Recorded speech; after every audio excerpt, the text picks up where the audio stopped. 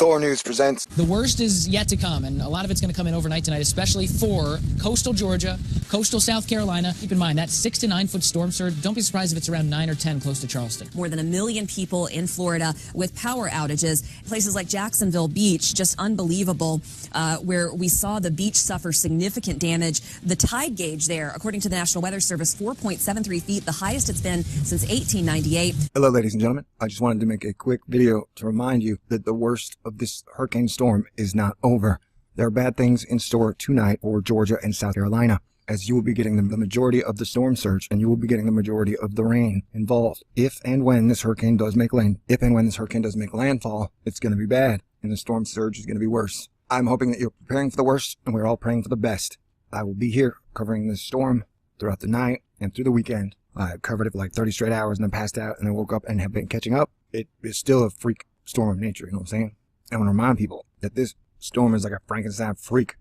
The storm is like a Frankenstein freak of nature. Possibly going to hug the coastline and then go all the way around and swing back around for a whole nother go. So everybody needs to be prepared for tonight, the weekend, and then possibly to do it all over again next week. Now the good news is that Nicole, they say there's going to be no threat to the United States. Nicole is here and that will be good because our country has enough threats right now as it is. So please take this storm very seriously. And all I'm asking you to do is to prepare. I don't have time today to do the scary horror weather video that I did last night, hoping to scare people into getting prepared properly. I spend the majority of my life playing defense, and so it's always best to just be as prepared as possible. But Murphy's Law always insists that you will have a few variables you had not counted on in the first place. And so once again, Georgia and South Carolina are going to be facing high tide.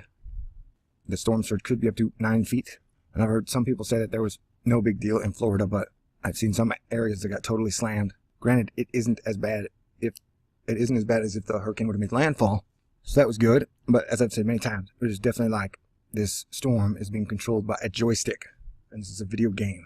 So don't lose this video game, people. Don't become one of the casualties, please. I mean, at some point, our country has to wake up, work together, and stop letting the negative forces that are controlling us drag us down.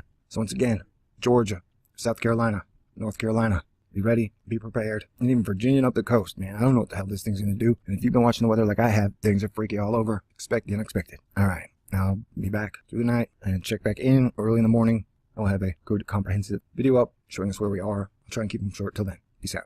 God bless everybody. This is a Thor News presentation. Thor News presents. The worst is yet to come, and a lot of it's going to come in overnight tonight, especially for coastal Georgia, coastal South Carolina. Keep in mind, that 6 to 9 foot storm surge. Don't be surprised if it's around 9 or 10 close to Charleston. More than 1 million people in Florida with power outages. Places like Jacksonville Beach, just unbelievable, where we saw